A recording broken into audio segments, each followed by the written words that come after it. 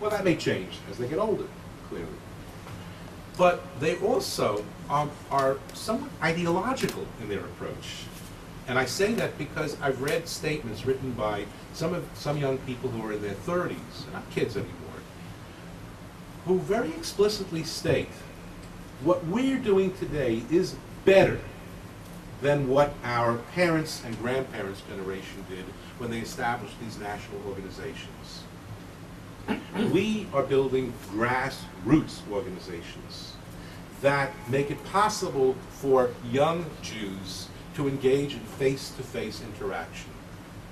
We are establishing our own minyanim. There are about 85 minyanim now, all over the United States, communities all over the United States, established for and by young Jews in their 20s and 30s. We're establishing blogs on the internet for young people. We're establishing salons. We're establishing social action groups in cities all around the United States. These are small, intimate groups, and they are more powerful and more compelling than national organizations that function hundreds, if not thousands of miles away from us. What we're building here holds people, draws people in. And there's something to what they're saying, of course. What they fail to recognize is that there's also a virtue for American Jews to have national organizations that can speak for more than just the local group. And the question, of course, that lies before us is whether, as time goes on, younger Jews will come to recognize that, whether they will gravitate to the existing organizations, or, as seems more likely, they will start inventing their own national organizations. And so as I tell you this story of a decline in these national organizations, I leave you with the thought that this is not the end of the story. There's still a dynamic story at work here. And what may very well emerge as time goes on are new types of national organizations that will be very different, but perhaps equally compelling. I thank you very much.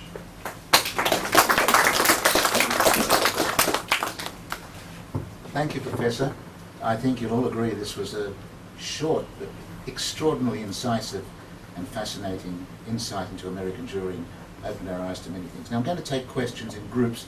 Before I do, I'd like to ask you one, because in the totality of what you discussed, one of the areas which you've written about quite a bit yourself but did not mention was the impact of the intermarriage, and perhaps you might start with that and then we'll go around and take questions. Okay. This is such a large question. I'm trying to figure out how to address it. There is a look, given the scope of intermarriage today, which everybody agrees is easily in the 50% range. I just read a report on a study of young Jews in Denver, which gives the rate there at 71%. And that's a little bit higher than elsewhere, but not an awful lot higher. Given the sheer scope of intermarriage, the American Jewish community, I think, on this score is lost. It's reeling. It doesn't know how to respond. And so there are massive debates at work today as to as how to respond to intermarriage. The consensus that has emerged is that opposition to intermarriage is a lost cause. An article appeared about a year ago which declared the battle against intermarriage is over. I shudder to think of what our ancestor Ezra might have thought of that particular statement, let alone other passages in the Torah. But the battle against intermarriage is over. And by what was meant by that is that everybody agrees, or most sane people, with the exception of me and some others who are obviously insane, is that there's nothing that you can say or do to prevent intermarriage. And therefore, what we now have to do is try to imagine a Jewish community that will find ways of integrating intermarried families and particularly their children into Jewish life. And in fairness, what I have to add is that given the sheer size of this, and given how many American Jews have children who have intermarried, it's virtually impossible for Jewish leaders today to speak out against intermarriage, because they will very directly acknowledge that, fine, so I'll speak out against intermarriage, and half of my biggest donors, if not more than that, won't give me a dime anymore. And so all the good things that I can do to support Jewish education with the money that these donors are giving me, I won't be able to do. And I'm not minimizing the importance of that particular position. Now, but to bring this more directly to our subject for this morning, intermarried Jews tend far less to be involved with Jewish organizational life, tend far less to be engaged. And then there's also the flip side of this. What about the cases in which you have intermarried families that are involved? And so there are major organizations today that have defined positions as to whether can an intermarried Jew head up an organization? Right? So my institution, the Jewish Theological Seminary, has taken the position that a Jew who has intermarried cannot serve on the board of the Jewish Theological Seminary. Chabad does not take that position. Without conversion. Yes, of course. A person who converts to Judaism is a Jew, in my book. And I'm not even talking about whose conversion. Okay, I'm talking about without conversion. Yeah. But let's be aware, Chabad, right? One of the most prominent people who's involved with Chabad on a public level is Larry King, who's married to a Mormon. Chabad couldn't care less, right? So let's understand, and the Jewish Theological Seminary, which is so way out there, maintains a policy. And the question is how long that policy will last. But it goes even further than that. What happens in a national secular organization when the non-Jewish spouse of a Jew wants to serve as an officer? A non-Jew becoming the president of the American Jewish Committee, or some such organization, or a federation for that matter. We're moving in that direction. Okay? So this whole question is not quite so simple as to say that, yes, on the one hand, one of the reasons for the decline is the rising level of intermarriage, but on the other side, there are other kinds of problems when intermarried families are involved in Jewish life. Do you want to recognize people, or shall I? Okay, this is your start, sir. Yes. Can I ask everybody that's going to speak to mention their name, because we need to have it for the records? Just for a Right. second. My name is Gideon Shimoni, but I don't have a question, I have a comment. If you're only asking That's for all right. questions, Go I'll... for it. As long as it's not a long one. Yeah. My comment is in the context of Dan Elazar's contribution, which also formed part of the context of your talk, Yes. Jack. I think that the latter part of what you said balanced out most of what you said in the earlier part, because you gave it a historical perspective, which brings it back actually to what Dan Elazar actually said in his analysis. Because if you apply both the historical perspective as you did, and add to it something that Dan contributed a great deal to, which is a global perspective, comparing Jewish communities, then I think what one finds is that the changes you described are just fluctuations in the historical context. They appeared in the past history, and that what remains is that American Jewry, compared to all other Jewish communities, has from the beginning been what has been described as an organized chaos, which never actually was a community in a centralized sense. And in the past, there were attempts, you didn't mention the attempt to create a kehillah, for example, which is far-reaching in terms of organization in the early part of the century. Yes, in New York. So the fluctuations are all part of the picture. Yes. And this is happening throughout the diaspora, these processes of atomization Yes. in all Jewish communities, so that the process, American Jewry still has the same distinctive pattern.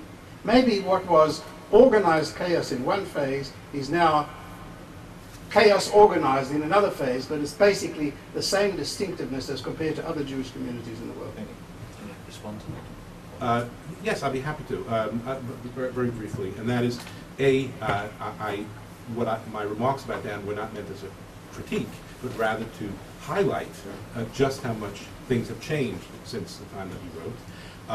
But I very much agree with your larger point about essentially of American exceptionalism, that compared to many other Jewish communities, which, whether it's England or recently I spent some time in Australia. You should go there sometime. These communities have been able to establish a greater degree of coordination than was the case in the American Jewish community. And it's not only because of the sheer size of the United States. There's some other countries that are also quite large, but because of the historical traditions and so on. My only hesitation in what you say is that, to put this in more biographical terms, I grew up during that period of greater organization and a sense of cohesiveness, and so I feel a loss. I feel a loss. I was not around at the beginning of the 20th century, but I was around in the middle decades of the 20th century, and it's quite dramatic to me the extent to which much of what I had experienced has in fact been lost. Right, yeah, sir? Yes. My name is Alon Can Gal. we just wait for the mic? My name is Alon Gal of Ben Gurion University. There is the famous phenomenon of, successful phenomenon of taglit. How you put taglit into your analysis? I'm going to take three Sure, questions sure, now. let me- Madam? My name is Sarah Schmidt. I have both a comment and a question. The comment is, I teach at the Rothberg School at Hebrew University, and one of my courses I assign your article Surrendering to Intermarriage, and I asked the I'll send you my students. bill. Okay. And I asked the students, counts for 15% of the grade, to explain your position, which basically is against surrendering to intermarriage, and then debate with you whether they agree or disagree with you. Yeah. And by far the majority of the students agree with you. So maybe that's a positive sign. Some of them will eventually become your students because they go to the JTS Columbia program. Right. The question, however, is, or the request, is I think that what goes on within the American Jewish community needs to be put in the context of American values in general. That is to say, American individualism, American decentralization, et cetera, et cetera. And perhaps you could comment on that briefly. One more. Yes, sir. Yes. Carlos Tapir, Maccabi World Union. You pointed out that the youngest, the young people in America are not involved and not getting involved in the larger organizations. And you said that probably, perhaps they will create their own. Is somebody doing the reach out for them? And the second question is, with the horrible 71% in Denver, okay? Who's making the reaching out of the intermarried families? Who's trying to bring them? Is there any call on the general organizations to make an effort on that specific subject? Shall I take the response? So, just in the order in which these points were raised, we don't yet know the answer about taglit. Taglit is a fascinating phenomenon because it is open to all, not only American Jews, but also Jews in other places around the world. But we're at a very early stage in understanding what the impact of taglit will have. We know that the short-term impact in terms of a heightened sense of attachment to Israel and also an awakening of a certain Jewish spirit seems to be an outcome amongst the majority of young people who go through the Taglit program. But how this will translate, and you may know that there's a major effort today to try to create these after birthright programs to draw these young people into ongoing engagement. And it's taken a long time, and it's still not really off the ground, because a lot of experimentation is going on as to how to do that. But these Taglit alumni are not yet ready to join a Jewish organization. What they may be prepared to do is to have Shabbat meals together and attend some lectures and participate in some salons. This is a very slow process that's at work. I want to link Taglit for a moment with your question, and that is to note that Taglit is open to anybody who claims that they are Jewish. And there are many people who come on the Taglit programs who are the children of intermarriage. So that's a form of outreach. I'll come back to your question in other ways too. The point that you make about the larger American context is very important. And you're absolutely correct. And I remind you of the by now famous book by Robert Putnam, Bowling Alone, which offered an analysis of the extent to which the social glue holding Americans together across the spectrum of American life has weakened, has deteriorated. That's the thesis of his book. And so, yes, we are talking about an American phenomenon, and Jews are very much part of that as well. And you're absolutely right in saying that we can't understand what has happened to the American Jewish community without understanding what's happened to organizations across the spectrum. It's not only organizations. I invited Putnam actually to give a lecture at JTS, and he confided that what got him interested in this question was that he and his wife realized that over the course of recent years, they had received far fewer dinner invitations than had been the case in the past. And at first they took it very personally, of course, and they thought there was something wrong with them. But then when they began to ask around, they learned that people were not doing things in groups anymore. And that's part of this heightened individualism that you're referring to. As to the questions about reaching out to the young and specifically reaching out to the intermarried. Look, this is one of the great debates in the American Jewish community today. There are two debates, actually. One of them is, to what extent can the established organizations really reach young Jews, or should they instead help young Jews establish their own organizations? I know that some of the larger organizations have young leadership groups. They try to bring in young people. My impression is that they're not terribly successful in doing that, and that the most exciting initiatives of young people really are taking place outside of the establishment structure. As to the outreach to the intermarried, this is one of the great debates. How much of its resources, of personnel, finance, time, should the American Jewish community devote to outreach to the intermarried?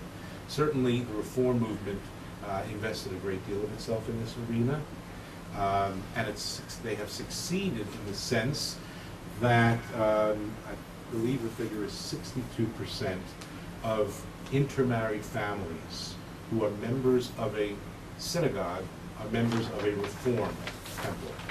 62%. So on that level, they've been very successful. But then we have to ask, what is the percentage of intermarried families who join any synagogue? And they were talking about a minority. And so the great debate is, to what extent are intermarried families, for the most part, accessible, open, really, to joining Jewish institutions of various sorts? Or to what extent does intermarriage create a fault line within marriages that both partners want to keep away from, because it raises all kinds of very difficult questions within the family? If we join a Jewish organization, should we also join a Christian organization? If we join a synagogue, should we also join a church? These are very loaded questions. And then there's the other overlay, which is, as more and more intermarried families come into the Jewish community, what impact will they have upon the quality of Jewish life. An anecdote, and that's all it is, it's an anecdote. But a Reform rabbi of my acquaintance tells me that a colleague of his confided in him that one December he gave a sermon on Hanukkah in the synagogue. And several intermarried families berated him for not talking about Christmas also in the synagogue. That's an extreme example, admittedly, and it's an anecdote, admittedly, but it gives you some sense of the flavor of what the challenges are, really, of if you succeed in integrating. If you have, as the Reform movement does, 49% of children who attend supplementary schools in the Reform movement, 49% of them have a parent who was not born Jewish. Now, a small percentage of those have converted. It's a very small percentage. What are they exposed to at home? What do they bring into the classroom? To what extent do they get confused between who is Moses and who is Jesus? This creates all kinds of other dynamics in Jewish life. And so, to circle back now to Alon's question about Taglit, I'm curious to know what impact it will have on Taglit when high numbers of children from intermarried families, adults now we're talking about, participate in Taglit. These are very complicated questions. Yes, sir. My name is Tzvi Wertheimer. I'm the Executive Vice President of the Orthodox Union. Nice to meet you. Nice to meet you, and thank you for your various notes over the years and for your presentations and articles, and for this one in particular. I want to begin, of course, by confirming your thesis, but by going beyond the macro perspective that you took and saying that it exists in micro and micro levels as well. Within the Orthodox world, we're seeing a heightened fragmentation. What you called the 85 minyanim, we can probably speak of 850 shtibels, or perhaps more. We call it the shtibelization, which is the breakdown within communities of the large synagogue into splinter groups of all kinds. But my question really is, why? What are the underlying reasons for the phenomenon of fragmentation? And I think that this young lady had a great idea that it was connected to some extent to the American Putnam's phenomenon, the bowling alone phenomenon. I wonder too how much of it has to do with the felt sense of security. The kinds of phenomenon that Elazar was pointing to came in immediate post-Holocaust years when Jews felt vulnerable, fragile, threatened, and that caused a banding together at some level. Even if it was chaos, it was an organized chaos. It was very well put. How much of that is true? And I'm not talking about whether that felt sense of security is real. Are we secure or not? But there's a felt sense of security that is a precondition for this fragmentation. Is it, this is being negative, is it just this me-first phenomenon? I want to see results, and I want to see results now. I want something for me, and whatever occurs over there at some national organization doesn't relate to me directly. Or looking at the same type of thing but giving it a positive spin, is it a search for an authentic, personal, Gemeinschaft type of experience that you don't get by participating in a national organization, but that you do get in a chavura or in a minyan or in a local organization? Thank you.